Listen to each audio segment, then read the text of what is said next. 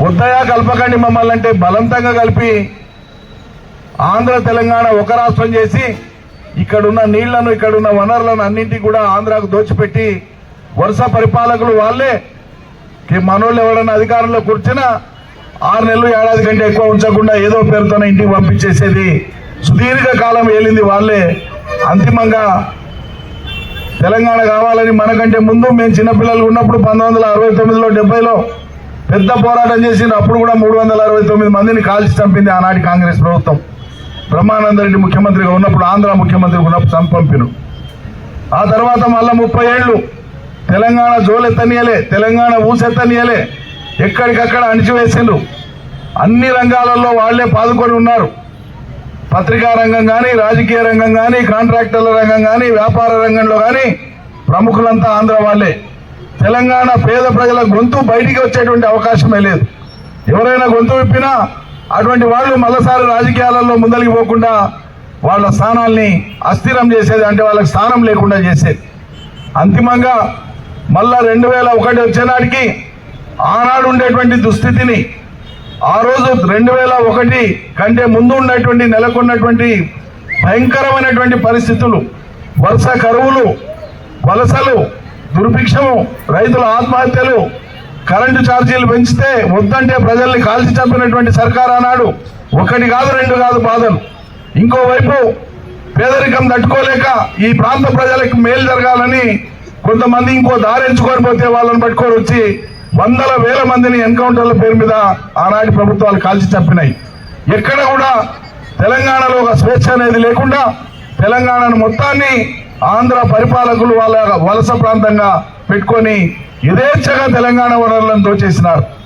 50 ఏళ్ళు 60 ఏళ్ళు వాళ్ళు 55 ఏళ్ళు 56 ఏళ్ళు పరిపాలన చేస్తే మొత్తం తెలంగాణలో కలిపి మనకు 1,50,00,000 ఎకరాల వ్యవసాయ భూమి ఉంటే తెలంగాణ ప్రాంతంలో మనకు వాళ్ళు కట్టి ఇచ్చినటువంటి ప్రాజెక్టుల కింద అన్ని కలిపి పారినటువంటిది కేవలం 11-12 లక్షల ఎకరాలకు మించి పారలే.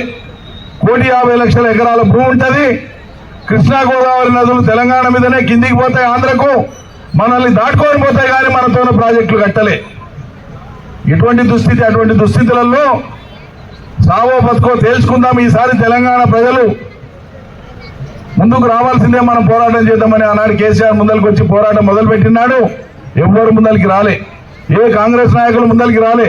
ఆనాడు ఉన్నటువంటి టీడీపీ తెలంగాణని వద్దని చెప్పింది, అవసరం లేదని చెప్పింది. ఎన్నో రకాల ఇబ్బందులను, అవమానాలను తెలంగాణ జెండా పట్టుకొని బయలుదేరితే ఎక్కిరించి రాయాలా, ఇది అయ్యేదా పోయేదా అన్నారు. కానీ దీంట్లో ధర్మం ఉంది, న్యాయం ఉంది. తెలంగాణ అంటూ వస్తే మనం బాగుపడతాం, తప్పకుండా బాగుపడతామని చెప్పినాం. అనుకున్నట్లే జరిగింది. 14 ఏళ్ల ఉద్యమం తర్వాత రాష్ట్రం వచ్చింది, మీ అందరికీ తెలుసు. వచ్చినాక మనం ఏం చేసినాం? ఆనాటికి ఉండేటువంటి సాగునీటి వ్యవస్థ కేవలం 11-12 లక్షల ఎకరాలకు మాత్రమే భూమి ఉన్నటువంటి పారుదల ఉండేటువంటి స్థితి నుంచి ఇవాళ కేసీఆర్ దిగిపోయే నాటికి చెరువుల కింద, కుంటల కింద, కాలువల కింద, వాగుల కింద, చెక్ డ్యాంల కింద, లిఫ్ట్ ఇరిగేషన్ల కింద, ప్రాజెక్టుల కింద కలిపి దగ్గర 1 కోటి ఎకరాల దాకా మాగాణం చేసుకునేటువంటి స్థితికి తీసుకొని వచ్చినాం తెలంగాణ. ఎక్కడి నుంచి ఎక్కడికి వచ్చినాం?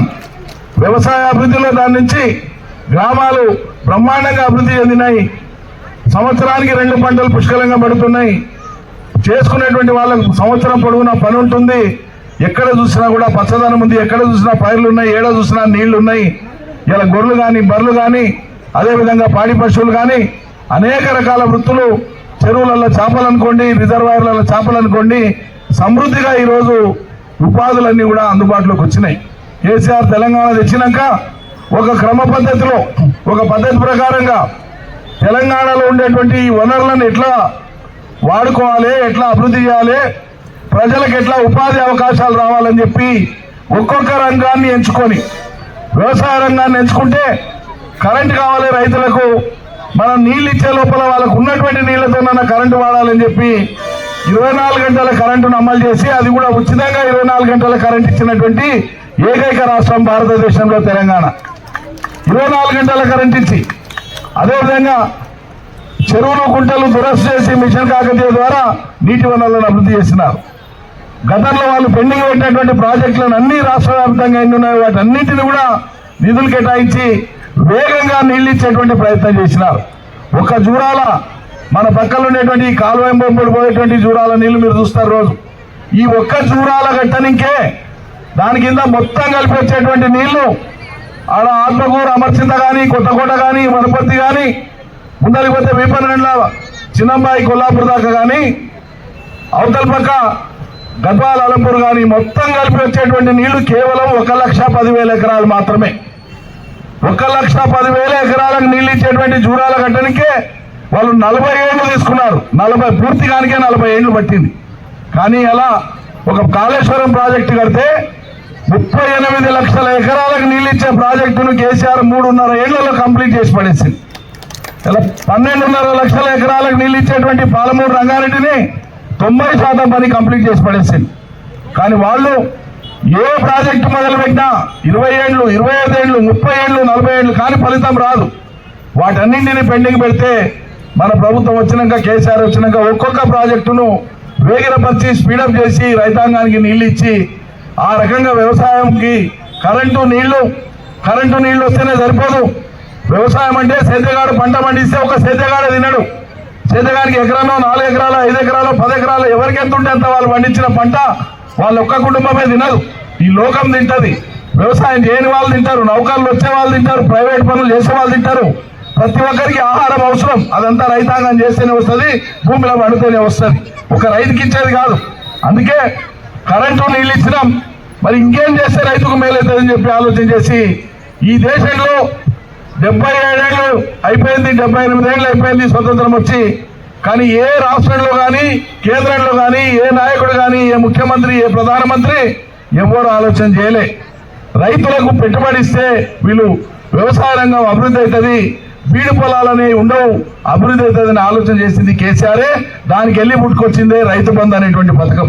ఆ రైతు బంధు ద్వారా తెలంగాణ వ్యవసాయం స్థిరపడ్డది. సేద్యం చేసుకోవచ్చురా అనేటువంటి ఒక ధైర్యం వచ్చింది. సేద్యం నడిస్తే ఊళ్ళో భూమి లేని వాళ్ళకు కూడా ఉపాధి వస్తుంది, కూలీనాలు వస్తుంది, ఇతర పనులు వస్తాయి. ఆ ఉపాధితోన గ్రామం సుభిక్షంగా బతుకుతుంది.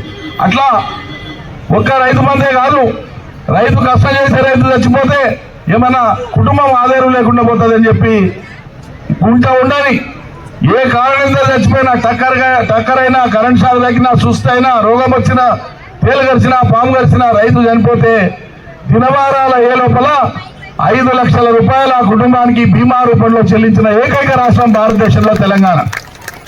ఈ వ్యవసాయ రంగాన్ని దిక్కు ఓ కొలిక్కి తీసుకొని వచ్చి పారిశ్రామిక రంగం మీద దృష్టి పెట్టినాడు కేసీఆర్. తెలంగాణలో ఆంధ్రలో మనం ఉన్ననాడు అంటే ఆంధ్రప్రదేశ్గా ఉన్ననాడు తెలంగాణ ఏర్పడే కంటే ముందు తెలంగాణలో ఉండేటువంటి పరిశ్రమలు నిజాం కాలం నుంచి పెడుతూ వచ్చినటువంటి అనేక పరిశ్రమలు ఈ ఆంధ్రలో పుణ్యమా అని చెప్పి ఒక్కొక్కటి బంద్ చేసుకుంటూ వచ్చినారు. దాదాపు 6 లక్షల మంది కార్మికులు ఆయా కర్మాగారాల్లో పనిచేసేటువంటి వాళ్ళు ఉపాధులు లేకుండా పోయినారు. చాలా కంపెనీలు బెంగళూరుకో మద్రాసుకో తరలిపోయినాయి కరెంటు లేక. పరిశ్రమలకు కరెంటు గతి లేక తరలిపోయినాయి ఇక్కడి నుంచి. అటువంటి స్థితిలో కొత్త పారిశ్రామిక విధానాన్ని తీసుకొని వచ్చి కేసీఆర్ సర్కారు పరిశ్రమలు పెట్టేటువంటి వాళ్లకు ట్యాక్స్లో రిబేట్ ఇచ్చి కొన్నేళ్ల వరకు కరెంటు బిల్లులో కూడా కొంత తక్కువ వాళ్ళకు మార్జిన్ ఇచ్చి భూమి ఇచ్చి నీళ్లు ఇచ్చి పరిశ్రమలు పెట్టండి అంటే పెడితే ఒక్క పరిశ్రమల ద్వారానే 10 ఏళ్ల కాలంలో 16 లక్షల మందికి ఉపాధి వచ్చింది తెలంగాణ పారిశ్రామిక రంగంలో. అదేవిధంగా ఇన్ఫర్మేషన్ టెక్నాలజీ రంగంలో, కంప్యూటర్ రంగంలో మన పిల్లలు కంప్యూటర్ చదువుకునేటువంటి వాళ్ళు ఐటీ ఫీల్డ్ అంటాం, సాఫ్ట్వేర్ ఫీల్డ్ అంటాం. అందులో తెలంగాణ వచ్చే నాటికి హైదరాబాద్ మహానగరంలో ఐటీలో పనిచేసేటువంటి వాళ్ళ యొక్క సంఖ్య 3,60,000 ఉద్యోగులు మాత్రమే. అటువంటిది మనం దిగిపోయే నాటికి 10 లక్షల మంది ఐటీ ఉద్యోగులు ఉండేటువంటి విధంగా ఐటీ పరిశ్రమను అభివృద్ధి చేస్తున్నారు కేసీఆర్. ఇవి కాక 1,63,000 ప్రభుత్వ ఉద్యోగాలు ఇచ్చినారు తెలంగాణ యువతకి. ఇంకో 40,000 ఉద్యోగాలను పూర్తి చేసి కాగితాలు ఇచ్చే లోపల ఎన్నికొచ్చింది. కాంగ్రెస్ వచ్చి ఆ 40,000 ఉద్యోగాల కాగితాలు ఇచ్చి మేము నౌకర్లు ఇచ్చినామని మాట్లాడేటువంటి సిగ్గులేనితనాన్ని మనం చూస్తాం. అదేవిధంగా ఒకవైపు అభివృద్ధి చేసుకోబోతున్నాం, ప్రజలకు సంక్షేమం కావాలి, ముందు పుక్కలు తినడానికి తిండి ఉండాలని చెప్పి ఆనాడు కేసీఆర్ గారు గతంలో తెలుగుదేశం ఉన్ననాడు ప్రజలకు పేదలకు ఇచ్చేటువంటి పెన్షన్ 75 రూపాయలు. 75 రూపాయలు తెలుగుదేశంలో నాడు పెన్షన్.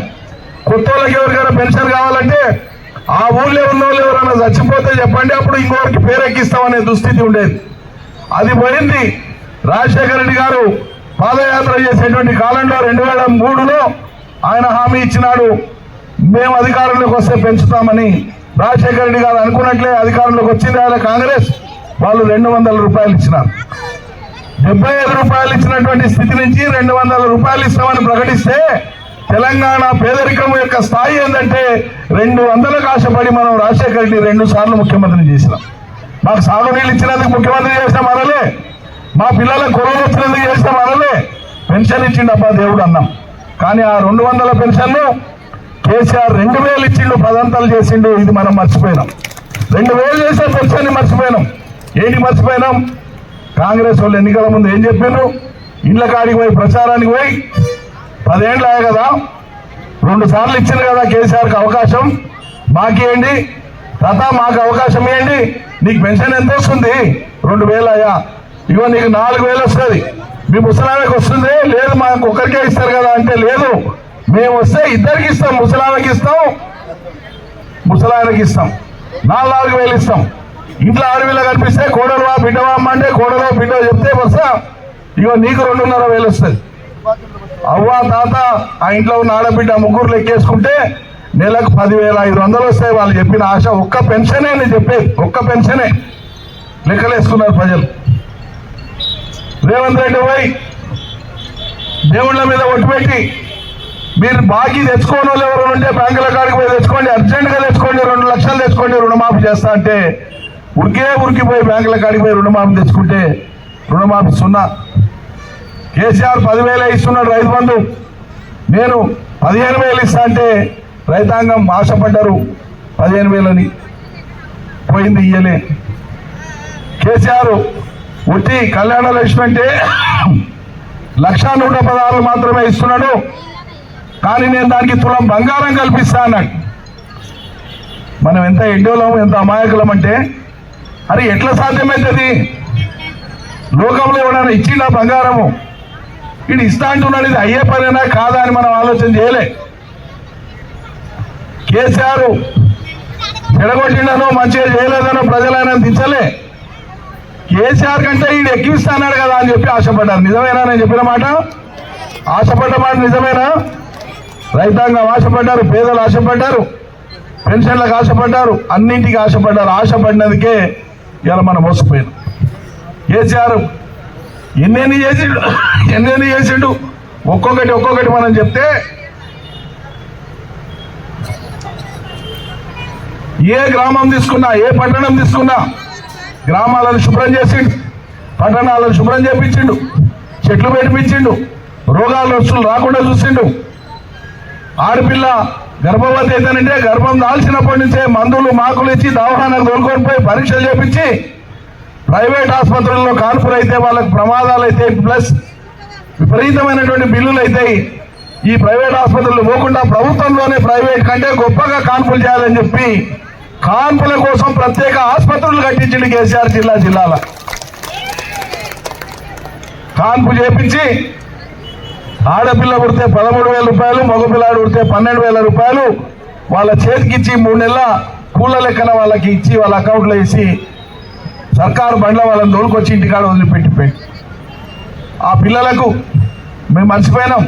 వెనకడికి చూస్తుంటే మా అక్కలకు చెల్లెళ్ళకి పిల్లలు పుడితే మా అమ్మనో ఇంట్లో ఉన్న పెద్ద మనుషులు కుల్లాలు కుట్టేది నెత్తికి, చలికాలం పిల్లలకి ఇబ్బంది కాకుండా. అవి ఇప్పుడు ఈ కాలంలో ఎవరు కుడతలేరు, అవి లేనే లేవు. కానీ కేసీఆర్ ఏం చేసిండు? ఆ 16 రకాల వస్తువులను సూట్ కేసులో పెట్టి కేసీఆర్ కిట్ అని పుట్టినటువంటి పిల్లకు బట్టలు, తల్లికి చీరలు, పిల్లకు నెత్తికి నూనె, పైకి రుద్దేటువంటి సబ్బు, ముఖానికి వేసేటువంటి పౌడరు, చెడ్డి, అదేవిధంగా ఏమంటారు 16 వస్తువులు ఇంకేమున్నాయమ్మా, నెత్తికి కుళ్ళ, రుద్దనికి నూనె, దువ్వనికి దువ్వెన, ఇవన్నీ 16 రకాల వస్తువులు పెట్టి మేనమావలాగా సర్కార్ దావాళ్ళ కాన్పు చెప్పించి ఇంటికి పంపించండి కేసీఆర్. ఇట్లా చెప్పుకుంటా పోతే ఎన్నేం చెప్పాలి, ఏమని చెప్పాలి? చెరువులలో ఉండే నీళ్లు ఒట్టి సేద్యానికే వాడితే సరిపోదు, దాంట్లో చేపలు వదిలితే మా తెలంగాణలకు చేపలు పట్టేటువంటి బెస్త వాళ్ళకి, తెలుగు వాళ్ళకి జీవనోపాధి అవుతుంది అన్నారు. ఇలా తెలంగాణ భారతదేశంలో మంచినీటి చేపల ఉత్పత్తిలో తెలంగాణ నంబర్ 1 స్థానంలో ఉంది. ఇలా గొర్రెల ఉత్పత్తిలో తెలంగాణ గుజరాత్ మహారాష్ట్రను దాటి ముందరికి వచ్చింది. ఈరోజు పరిపాలనను దగ్గర తీసుకురావాలని, ప్రజలకు చేరువలకు తేవాలని కలెక్టరేట్లు కానీ, ఎస్పీ ఆఫీసులు కానీ, ఇతర ఇంజనీరింగ్ ఆఫీసులు కానీ, ఇతర పరిపాలనా కార్యాలయాలు కానీ అన్నింటినీ ప్రజలకు చేరువలకు తేవాలి. ప్రజాస్వామ్యంలో అధికారం ప్రజలది, అధికారులు వాళ్ళ కోసం పనిచేయాలని చెప్పి, రాచరికం కాదు ఇదని చెప్పి జిల్లాలను, కొత్త జిల్లాలను ఏర్పాటు చేసి ప్రజలకు పాలన అందుబాటులోకి తెచ్చి బ్రహ్మాండమైనటువంటి జిల్లా కేంద్రాల్లో అద్భుతమైనటువంటి కార్యాలయాల నిర్మాణం అయింది. 10 ఏళ్ళు అయిపోయింది జిల్లాలు ఏర్పడి. కొత్తగా వచ్చినటువంటి సర్కారు చేస్తే ఏం చేయాలి? కేసీఆర్ చేసిన దానికంటే, కేసీఆర్ ఇచ్చిన దానికంటే ఏదైనా కొత్తది అమలు చేసి చూపించాలి. ఇది ఏం చేసినా అనే మార్పు ఉండాలి. ఒకటేనా ఉందా? ఏమీ లేకపోగా కేసీఆర్ జిల్లాలకు అనవసరంగా చేసింది, అవసరమే లేదు, ఇది నేను పీకేస్తాను మనగాడు. వనపర్తి జిల్లా అయిందాన్ని పీకేస్తే మళ్ళా మనం పాలమూరు పోవాలంట. మంచిదేనా? అయిన జిల్లాను తీసేస్తా అంటుండు. మంచిదేనా అంటున్నా? తీసేయాలన్నా? ఇగో ఇవాళ ఈ ఎన్నికలలో ఓట్లేస్తే ఏమంటారు రేపు రేవంత్ రెడ్డి, కాంగ్రెస్ వాళ్ళు ఏమంటారు? మేము ఇస్తాన్న పెన్షన్ ఇవ్వకపోయినా, ఇస్తాన్న స్కూటీ ఇవ్వకపోయినా, 2 లక్షల నౌకర్లు నిరుద్యోగులకు ఇవ్వకపోయినా, వాళ్ళకు మేము ఎగ్గొట్టినటువంటి నిరుద్యోగ భృతి ఇవ్వకపోయినా, రైతులకు 15,000 చొప్పున రైతు బంధు ఇవ్వకపోయినా, బోనస్ ఎగ్గొట్టినా, ఏం చేసినా ఎదురు మళ్ళీ ప్రజలు మాకే ఓటేసిండ్రు, కేసీఆర్ నమ్మలే, మమ్మల్నే నమ్మిండు అంటాడు. మరి మనం అంతా తెలంగాణలో మనం ప్రజలము, ప్రజలం, మనకు సేదు లేదా, రోషం లేదా? మోసపోయినాక కూడా మళ్ళీ ఏదమ్మా కాంగ్రెస్ కొని అడుగుతున్నాను. మోసపోయినాక కూడా మళ్ళీ కాంగ్రెస్కి వేద్దామా? అది మీరు నిర్ణయించుకోండి. ఒకవేళ మనం పొరపాటుగా కాంగ్రెస్ గెలిపిస్తే ఖచ్చితంగా మేము ఏం అమలు చేయకపోయినా మాకేం ఇబ్బంది లేదు, మేము బరాబర్ ఇట్లే ఉంటామని చెప్పేటువంటి గర్వం ఇంకా పెరుగుతుంది ప్రజలకు. అది ప్రజాస్వామ్యంలో అది గుడ్డలు పెట్టు. దయచేసి మీరు నిర్ణయం తీసుకోమని కోరుతున్నా. కేసీఆర్ ఏం తప్పు చేసిండని? ఏం తప్పు చేసిండు కేసీఆర్? నిరంతరం పనిచేయడం మనం చేసినటువంటి తప్ప. మీరు ఒకే ఒకసారి నేను ఎమ్మెల్యే గెలిచి మంత్రి అయింది అటు పోయిన టర్ముల 2018లో గెలిపించారు. 2023 డిసెంబర్ దాకుండా నేను 2023 డిసెంబర్ పేదరికం అడ్డం వచ్చి చదివించే వీలు లేక చాలా మంది 1 తరం, 2 తరాలు, 3 తరాలలో 5వ తరగతి కాడ, 10వ తరగతి కాడ, ఇంటర్మీడియట్ కాడ ఆగిపోయి జీవితాలు అక్కడే వాళ్ళై ఆగిపోయింది. కానీ అలా తెలంగాణ వచ్చినాక విద్య విషయంలో చూపిన శ్రద్ధ ఎటువంటిది? 1000 గురుకుల పాఠశాలలు పెట్టిండు కేసీఆర్. ఎస్సీ, ఎస్టీ, బీసీ మైనారిటీల కోసం 1000 గురుకుల పాఠశాలలు పెట్టిండు. ఒక్కొక్క గురుకుల పాఠశాలలో ప్రతి సంవత్సరం సుమారు 400 స్ట్రెంత్ ఉంటుంది. ఒక పిల్లగాడి మీద ఏడాదికి అయ్యేటువంటి ఖర్చు 1,25,000 రూపాయలు ఖర్చు అవుతుంది ఒక్క ఏడాదికి. ఇంత ఖర్చు పెట్టి ఈ ప్రభుత్వ రంగంలో పెట్టినటువంటి పాఠశాలలు, హాస్టల్ పెట్టి, భోజనం పెట్టి, అన్ని పెట్టి బ్రహ్మాండంగా కేసీఆర్ నడిపితే ఒక్కనాడు ఒక స్కూల్లో ఏ రకమైన సమస్య రాలే. కానీ 2 ఏళ్ళు 3 ఏళ్ళు పడుతుంది.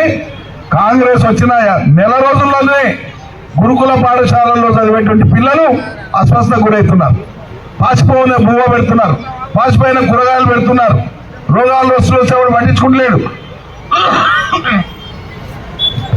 దాంతోనే సుమారు ఇప్పటికే మా పిల్లలు చదివి గొప్ప వేస్తారని చెప్పి తల్లిదండ్రులు ప్రేమగా ఆశ పెట్టుకొని పాఠశాలకు పంపిస్తే 60 మంది పిల్లలు చనిపోయినారు. వాళ్ళ దుఃఖం, వాళ్ళ బాధ ఎవరు తీరుస్తారు?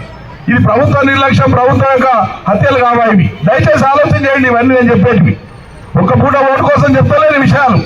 మనం ఏం కోల్పోయినామో మీకు అర్థమైతే భవిష్యత్తులోనైనా ఎవరు మిమ్మల్ని మోసం చేయకుండా ఉంటారనేటువంటి ఆశా తాపత్రయంతోనే నేను ఈ విషయాలు చెప్తా ఉన్నా. 10 ఏళ్ళు బంగారంలాగా రాష్ట్రాన్ని తీసుకొని వస్తే ఒక్కొక్క పని మెట్టు మీద పేర్చుకుంటూ వస్తే వాడు వచ్చి కాలుతున్నదన్నీ కూలగొట్టి పడేస్తే కట్టనికే టైం పడుతుంది, కానీ కూలగొట్టడానికే టైం పట్టదు. ఇలా విధ్వంసం చేసింది 2 ఏళ్లలో రేవంత్ రెడ్డి సర్కార్. తెలంగాణను 5-10 ఏళ్ళు వెనక్కి దొబ్బేసింది.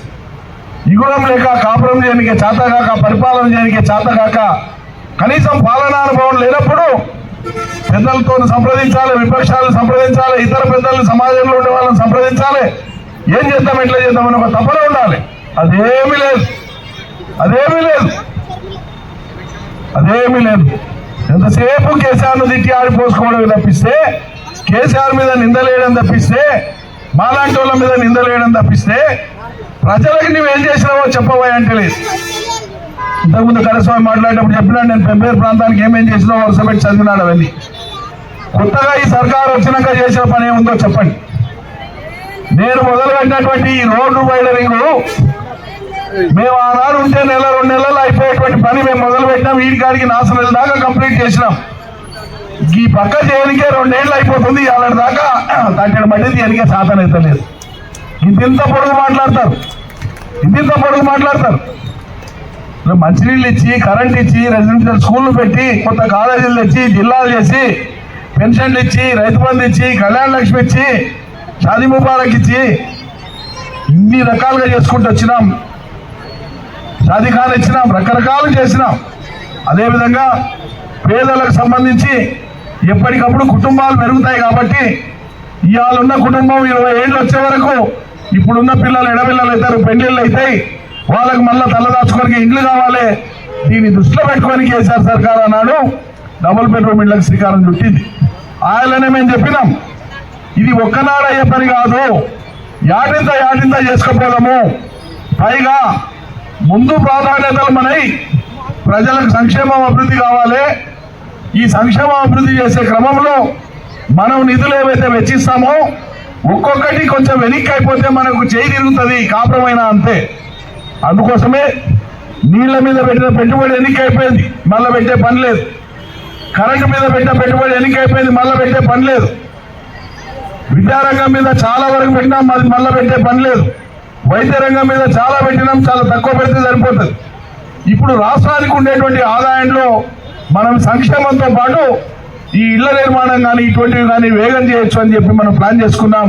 కానీ 2 టర్ములు అయింది, 2 సార్లు చూసినాం కేసీఆర్ను. వీళ్ళు ఇది చెప్తున్నారు, వీళ్ళ మాట ఇందామని చెప్పి మోసపోయినాం. మరి ఇవాళ వచ్చినాక మీ కళ్ళకు కనిపించేటువంటివి ఫిబ్రవరిలో 200 కనిపిస్తాయి. ప్లాట్లు కూడా చాలా మందికి ఇచ్చినాం, ఇంకా ఇద్దామని చెప్పి తయారు చేసి పెట్టింటి మీ కరుణశ్రీ కరస్వామి వాళ్ళ ఆధ్వర్యంలో సర్వే చేయించి పెట్టినాం. సర్వే నెంబర్లు, మ్యాప్లు రెడీ చేసి పెట్టినాం. ఎన్నికల తర్వాత ఇద్దామనుకున్నాం, మరి ఎన్నికలు వచ్చినాయి, మన సర్కారు పోయింది. నేను మీకు మాట ఇస్తున్నా, మున్సిపాలిటీ పరిధిలోనే ఉంటాయి. రేపు పెన్షన్ల మీద మంజూరు చేసేటువంటిది కానీ, పెన్షన్ల అర్హత నిర్ణయించేది కానీ, డబుల్ బెడ్రూమ్ల ఇళ్ల నిర్మాణానికి సంబంధించిన కానీ, ప్లాట్లకు సంబంధించినటువంటిది కానీ అర్హత నిర్ణయించేది మున్సిపాలిటీ చేతుల్లో ఉంటుంది.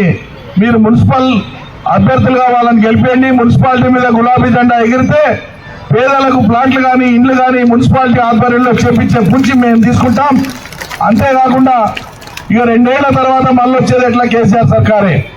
ఖచ్చితంగా ఆనాటి ప్రభుత్వంలో మిగిలిపోయిన పనులు, కొత్తగా చేపట్టాల్సినటువంటి పనులు బ్రహ్మాండంగా టేకప్ చేసి ముందుకు పోదాం. మరి మీరు అవకాశం ఇవ్వాల్సిందిగా మిమ్మల్ని కోరుతా ఉన్నా. మనం కనుక పొరపాటు చేస్తే, నేను ముందే మీకు విజ్ఞప్తి చేస్తున్నా, మనం కనుక పొరపాటు చేస్తే భవిష్యత్తులో మళ్ళా మన సర్కారు ఏర్పడినాక మీరు పాలక వర్గాన్ని కనుక కాంగ్రెస్కి అప్పచెప్తే భవిష్యత్తులో మనం చేయబోయేటువంటి పనికి ఆటంకం అవుతుంది. దయచేసి అర్థం చేసుకోండి. మరొక మాట, వాళ్ళు చెప్పారు ఇక మేమే అధికారంలో ఉన్నాం కదా, ఇంకా 2 ఏళ్ళు ఉంటాం, 3 ఏళ్ళు ఉంటాం, మేమే చేయాలి, ఏం చేసిన అంటారు. మరి 2 ఏళ్ళు మీరు కోసి కట్టాలు కట్టి ప్రజలకు ఇచ్చిందే ఉంది, రేపు ఇస్తారనేటువంటి గ్యారంటీ ఏముంది? అందువల్ల ఇది సాధ్యం కాదు. వాళ్ళు చేసినటువంటి మోసానికి తప్పకుండా మీరు జవాబు చెప్పాలి. ఓటు రూపంలో మీ నిరసనను తెలియజేయాలి, మీ వ్యతిరేకతను తెలియజేయాలి, మీ ఆగ్రహాన్ని తెలియజేయాలి.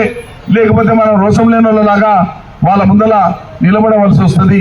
దయచేసి అర్థం చేసుకోమని చెప్పి మిమ్మల్ని అందరినీ కూడా కోరుకుంటూ కారు గుర్తు మీద ఓటు వేయాలని, ఏపీయాలని ప్రతి ఒక్కరిని కూడా నేను విజ్ఞప్తి చేస్తూ మీ దగ్గర సెలవు తీసుకుంటాను. జై తెలంగాణ, జై తెలంగాణ, జై తెలంగాణ. కారు గుర్తుకే, కారు గుర్తుకే, కారు గుర్తుకే. నమస్కారం, అందరికీ నమస్కారం.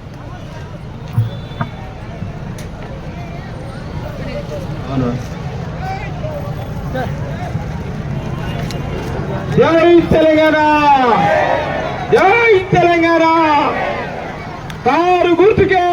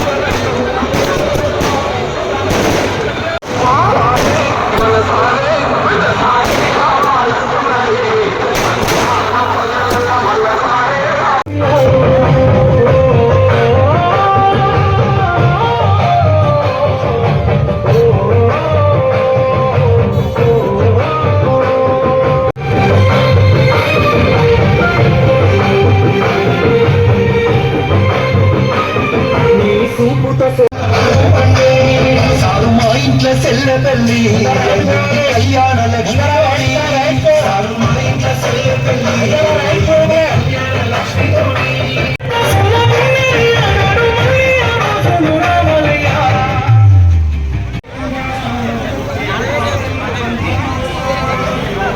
బాబు తిరగాలి అటు తిరగాలి